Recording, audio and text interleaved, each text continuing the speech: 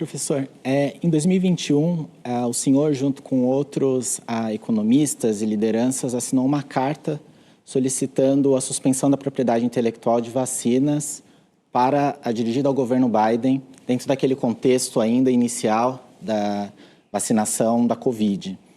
Inclusive, o senhor depois escreveu um artigo também avaliando um pouco o processo aqui no Brasil de licenciamento compulsório aprovado por lei, que ainda não foi regulamentado.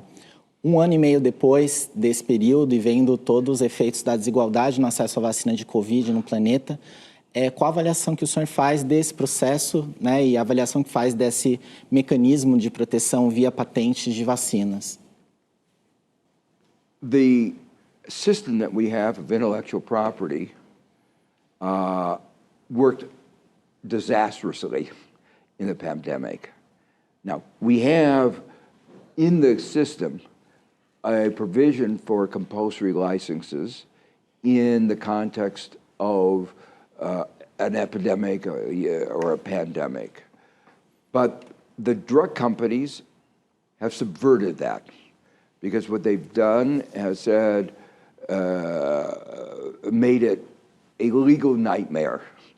And to get that compulsory license will take a long time. In a pandemic, in COVID-19, we couldn't wait. It was spreading like wildfire everywhere. So South Africa and India said, we have to suspend intellectual property rights.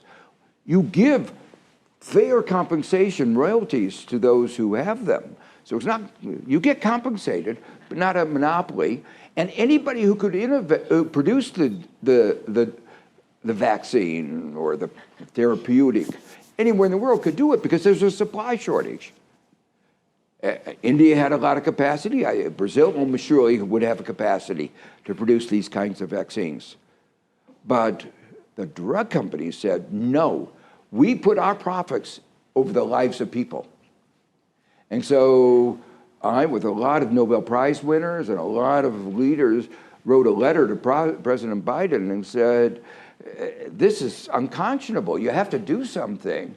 And we persuaded him to support this waiver of intellectual property rights. But unfortunately, the drug companies were more powerful in Germany and Switzerland, UK, and they blocked it.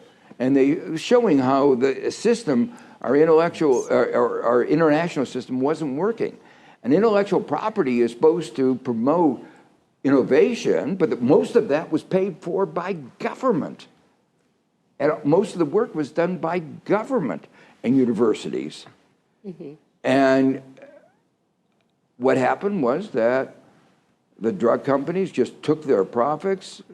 There was what we call vaccine apartheid, where every American could get as many vaccines as he wanted, and most of the rest of the world had no access to vaccines.